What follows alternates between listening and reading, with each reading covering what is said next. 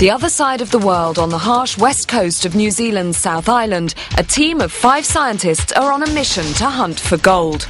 To extract any gold from this wild, primeval terrain, they'll have to solve a series of science challenges. Their base camp is an old sawmill where they've got simple tools and basic bits. Ingenuity, they'll have to supply themselves. Our scientists are Mike Bullivant, our creative chemist. He's also a stand-up comedian and a keen outdoorsman.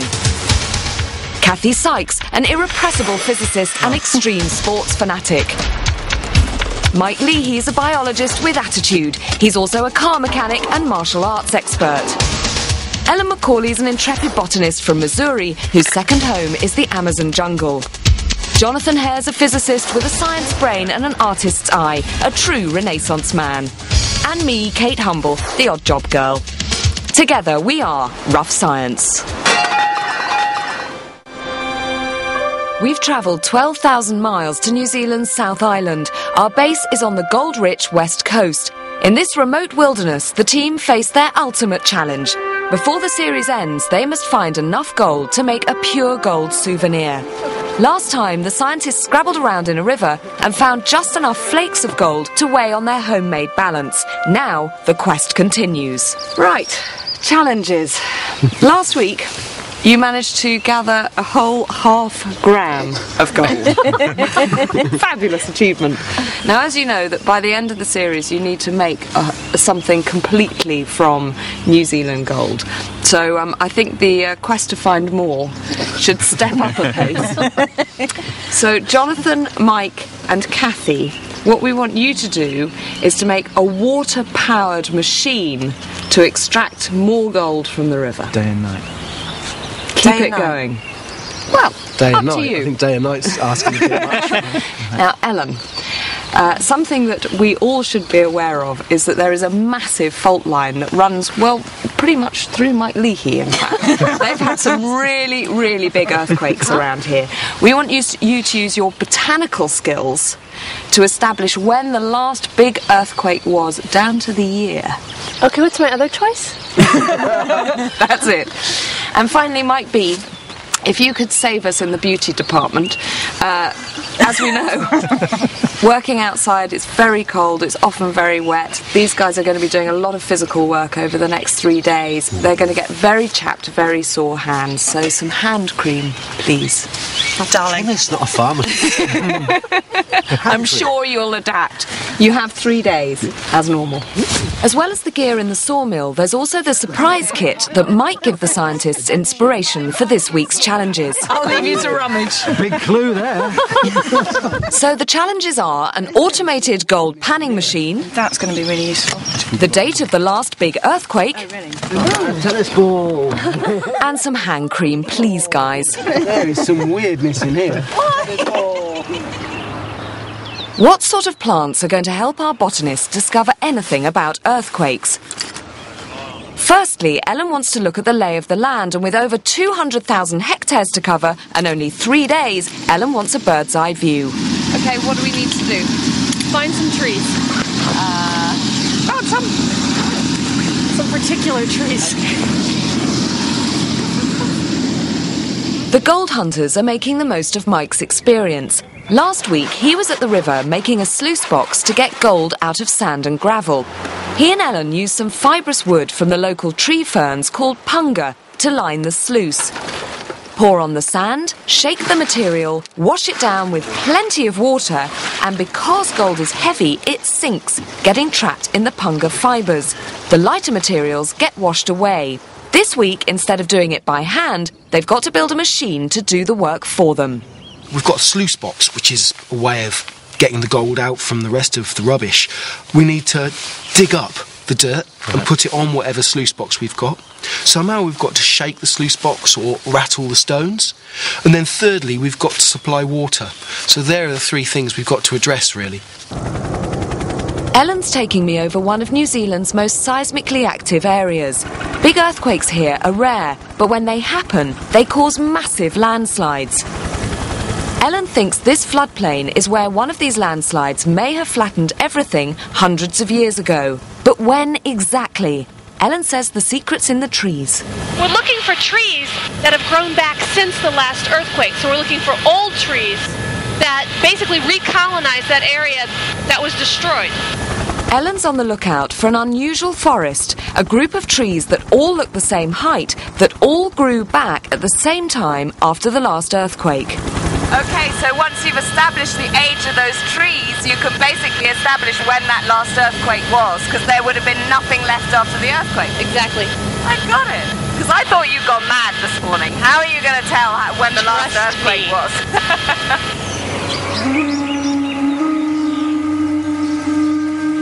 This is the forest Ellen's chosen. She's hoping all these trees started life after the last earthquake. But trees don't all grow back in the same year. Ellen needs to find the first tree that grew back. That'll give her the date closest to the earthquake, so she's on the hunt for the oldest tree. Wow. This is a metai. This is the biggest tree we've found so far. Yeah. If you want the most accurate date Yeah. on when that last earthquake is, we gotta core it. Okay. And you're just going to do this with brute force? Gotta be strong to be a botanist. You can tell the age of a tree by counting its annual rings. But because these trees are so old and valuable, we're letting Ellen use a tree corer. It's the only way to get at the rings without killing the tree. The core is made of high tensile steel, impossible for Ellen to make in only 3 days. I think I'm going to have a very hard day. In the hand cream lab, Mike's boiling wool from the kit. Wool that's sheared off a sheep contains lanolin, which is the natural grease that the sheep secretes. It waterproofs the sheep, essentially, which is why sheep don't shrink in the rain. But first of all, it forms a protective greasy layer, so it helps to retain water. But it does more than that. It has this marvellous property of helping water be reabsorbed back into the skin. It's a waxy substance with a low melting temperature, and that's why I'm boiling it up in this pan, because the hot water will melt the waxy substance and it'll float on the top of the water. And when the water cools down, I hope we're going to get this layer of grease or wax. That, I think, is going to be the basis for my hand cream.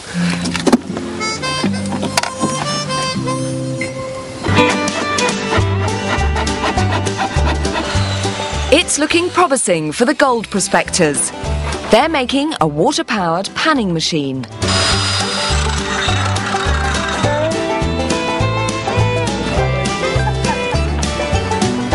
This is going to look wicked. Yeah, I think so.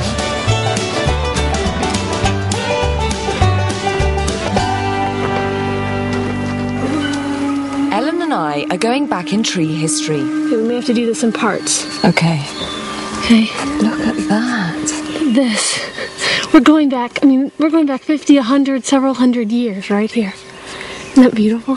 That's incredible. Okay. So you want to put this in this... It's gone longer than the actual... Look at that. Right? Okay. Okay. Smell it. Do you smell it? Do you smell it? Oh, it's that first cut wood smell. Dang, we just lost a little bit. So basically, every summer that this tree has been alive, it creates a ring. Mm-hmm. That's so clever. Yeah, this is the part we lost. Well, we didn't lose much at all. 25, 50 years? Who knows? I'm serious. We've got one tree core, but being a thorough scientist, Ellen wants to see if there's an older tree lurking deeper in the forest. So I've left her to carry on coring. Wow, look at this. You guys have looks been nice, working doesn't it? hard, yes. Yeah, it's been a hard day. Both me and Kathy really going for it. Well, it looks very beautiful, but I have no idea what it is, of course. Well, remember the sluice box? Yeah. This is sort of a compact automatic sluice box, if you like. So how are you going to power it? Well, follow me. This. You guys are so sneaky. This is how we're going to get it to work. This is what Jonathan's been working on. This has got Jonathan written all over it, has to be hasn't said. it? Yeah, it's Beautifully perfect cut out Jonathan circles. Yeah. Okay. A water wheel. A water wheel, yeah. So hopefully the stream's going to be coming from your side across here. Yeah. It'll hit the bottom of the paddles, Yeah. which will move it round. So as this turns, the energy from this will rock their box. See, the icing on the cake would be if we could run a pump off this. Somehow, this spinning water wheel must power a pump and rock the sluice box if it's ever going to get the gold out of river gravel. How's Mike B doing? Are you making soup? Yeah, lamb's wool soup. It looks absolutely disgusting. Well, all the lamb's wool in the case this morning Yeah. was in there. I just boiled it all up. And I started filtering it, but it was far too slow. Right. So what I've decided to do is just transfer all of the hot water here containing the lanolin into this bowl Yeah. and reduce that down, drive the water off, Oh, and okay. then filter the reduced liquid through here. There's always so much smoke around you. Well, chemists need heat, you know. So will you get a lovely sort of thick hand creamy mush? Is that the theory? Well, that's the theory, but I'm going to have to spend some time tomorrow clarifying it and purifying it a bit. But I'll need Ellen to get some natural oils or something from up there Oh, good plan. to yeah. make this smell fairly pleasant, because at the moment... Yeah, it's we not will all be smelling good. smelling of sheep. Yeah.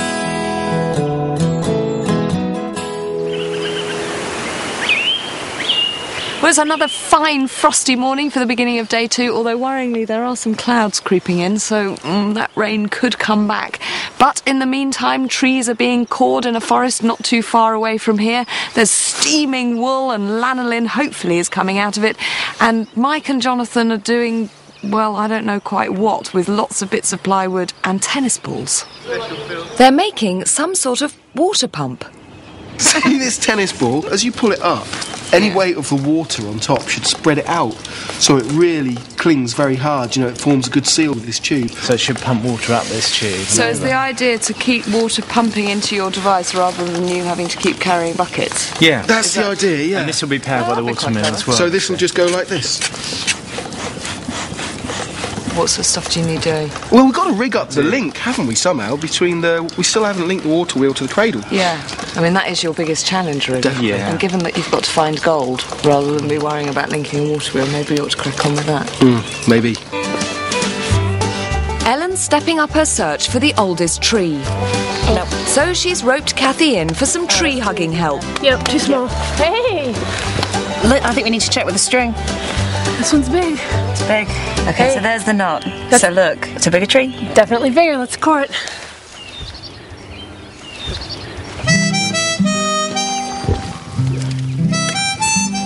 Put your finger in there and scrape some stuff off the side and just rub it on your arm. Oh, yeah. And I think that's what we're going to end up with. But then I have to take that Yeah. and purify it. But lanolin looks pretty scummy anyway. Is it? Yeah, it's not like candle wax. It's not clear. Okay. You know? Are you sure you're not lying to me just so I don't get disappointed tomorrow? You've had so many promising tales from me, haven't you? I have 5 grams of gold. Okay, I'm optimistic. That's my positive throw on life, you know. Mike's optimism must be infectious. Things are looking up in the water wheel camp. This is amazing. It's like a kind of Willy Wonka gold extractor, isn't it? Now, talk me through the process. How's it going to work? Okay, well this will be in the stream. Yep. And the stream's coming this way. Yeah. So that's going to make this paddle go round like this. I don't know about this fast, but Yeah. it's going to make it go round. Okay. And at the other end of the axle there, we've got a pulley, Yeah. which is driving Mike's wonderful little pump. Yeah. So that hopefully is sucking up water, which Okay. will take to the sluice box. Yeah. And this end, we've got another pulley, So and that shakes rocks it the and sluice rocks box. it. And it does rock it beautifully. Yeah. And So this is the business end. it's then? the business end, yeah. We've Right. got the water coming down this pipe from that little pump. Yeah. And that will be jetted onto dirt here, hay Right. dirt, rocks and things. Yeah. The finer dirt will go on this splashboard. Yeah. Will come down into this removable drawer. Yeah. Where there are riffles to catch the gold. Yeah. From then it drips down onto this plate where more gold will be caught, and finally the water and all the larger piece of gravel and waste to go out of the end here. It's a one-man machine. You just shovel the stuff on, it'll do everything for you. It's just fantastic. Absolutely fantastic. I wonder which bit will float down the river first. I didn't say that.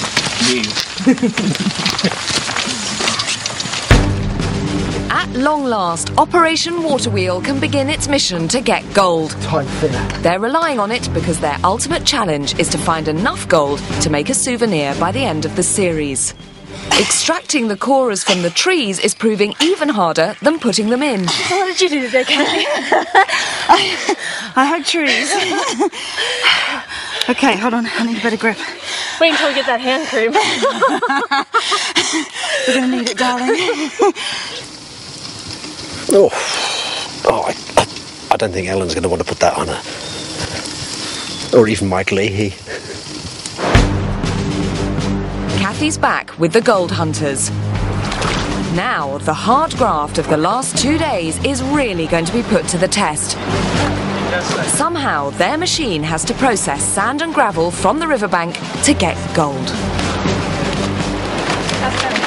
You guys are flogging dead horse, you know, because we're up against one big problem here, and it isn't our fault.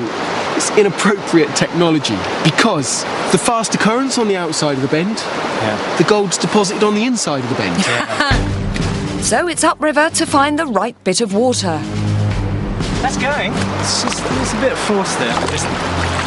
It wants to be 5 times faster now, doesn't it? Yeah. This is about the best we've found so far. As you can see, there's enough to turn it, and we're hoping there'll be enough to rock the cradle. But it's rocking it. It is rocking. Hey guys, that's some success. It is rocking. It's a bit slow. It's going to have to be a lot faster. But it's nice that it's actually working. I think it's a miracle it's actually working. It's amazing. The gold's in the wrong place, isn't it? If the gold was over on the fast bit of the river, we'd be all right. How fast does it have to go?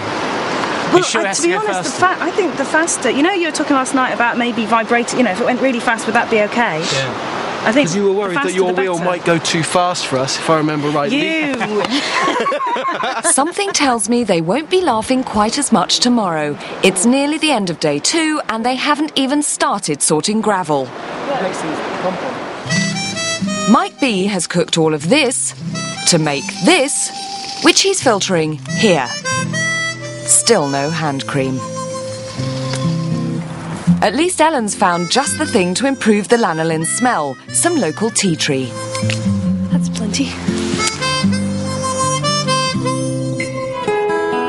The end of another long day of science, sun and sheep's wool. In the cabin, the team's chatting about some strange rumblings they'd heard at the river. While we were there, we were just minding our own business. These two were in the stream, Kathy and Jonathan, and we heard like this rumble of thunder. And I thought, crikey, what's that? And I thought they'd dropped the wheel or whatever. But no, it was a dirty great landslip. I didn't see it. It was just like that low, or an avalanche, that kind of noise. It doesn't take long before they're on to Ricky the chef to get some answers about the local earthquakes. How often do they happen? Yeah, they've become quite regular. They've become quite regular? Yeah. Like once a month, once a week, once a day? Yeah. No, you can't say that. It's not once a day. Probably the last one would have been only a matter of 3 to 4 weeks ago. Oh, really? Because I was in Indonesia and Timor, and I was in bed, and all of a sudden I woke up, and I felt a wave, and it just kept waving, and I thought, wow, the earth is alive. I mean, it was the most exciting experience I had ever had. That, you know, the earth is alive, it's moving, and it was just very calm, so I just let the earth rock me back to sleep.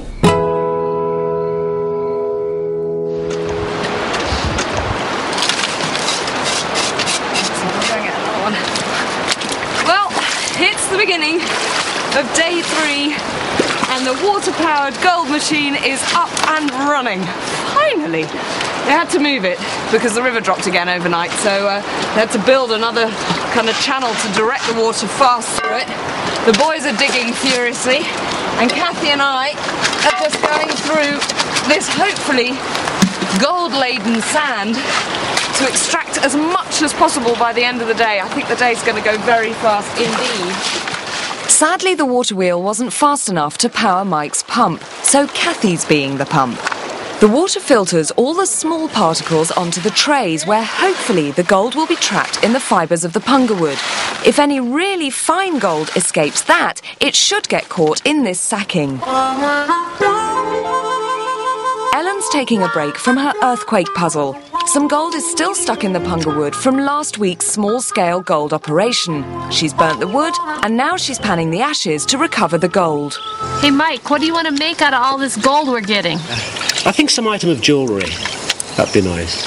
Well, I'll work on getting us some more. We can make you a crown. Princess Leia. Load of gold. I don't really wear much gold. Flog it and buy something really nice. I'd make a nice cheap ring for my fiancée. I mean, it'd save me a lot of money, wouldn't it? And it'd be personal and very romantic, if you're watching this.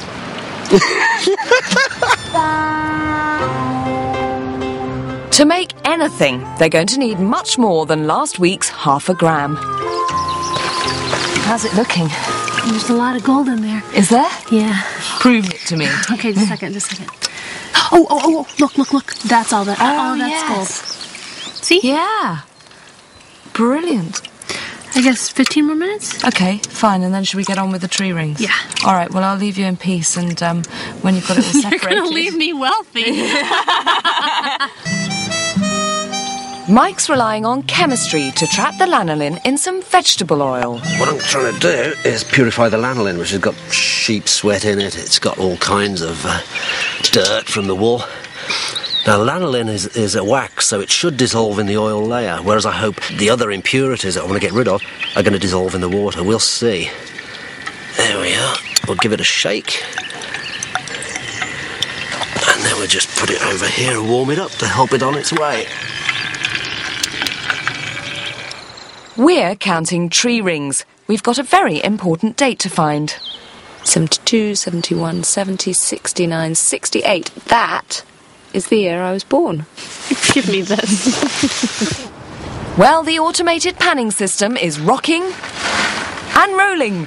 The more gravel they feed into the machine, the more gold they'll get.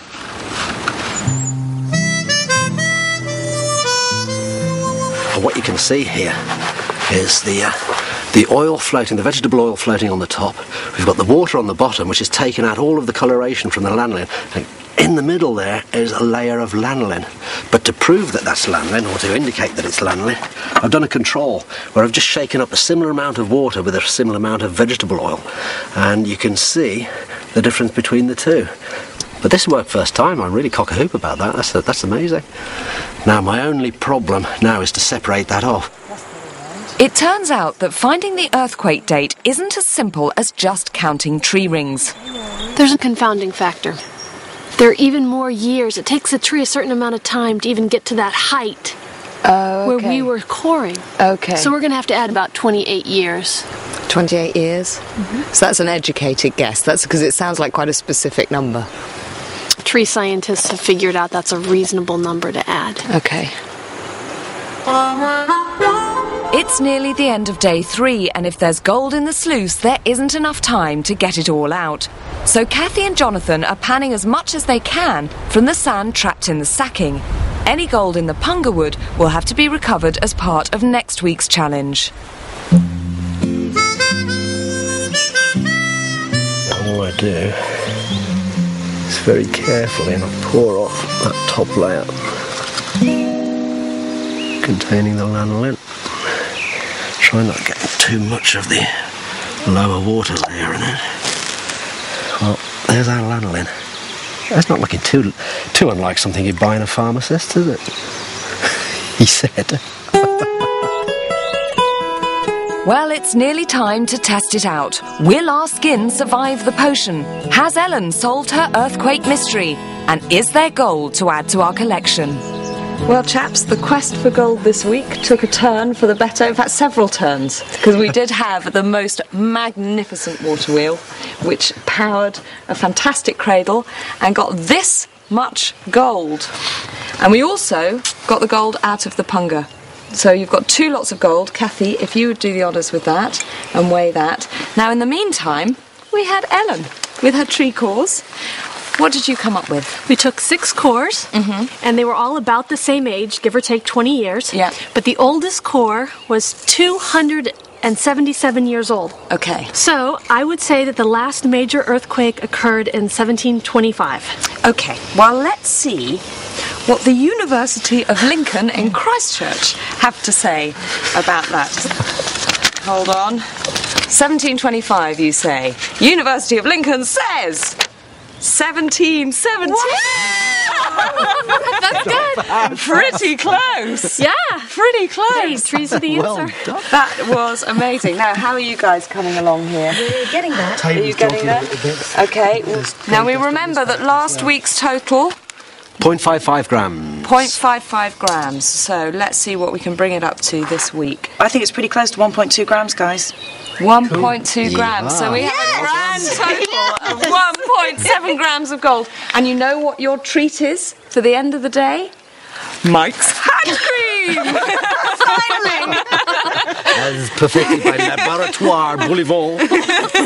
Now this is hand cream with essence of tea tree and just a little whiff of sheep's bum, I think. Yeah. Let's try it. On the inside of your wrist. I have to say, I am desperate for this stuff now. It's Really sore. This is really nice. great. Well, guys, it was a really, really brilliant week. Congratulations to all of you.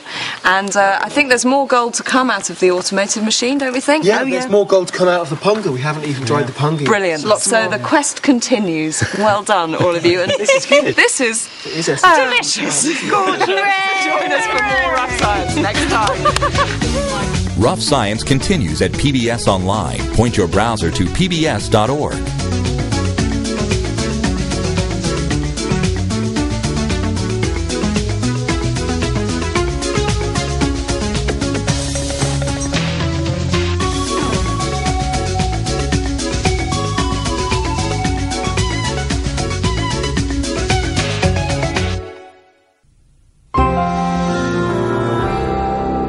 Funding for this program is provided by Subaru.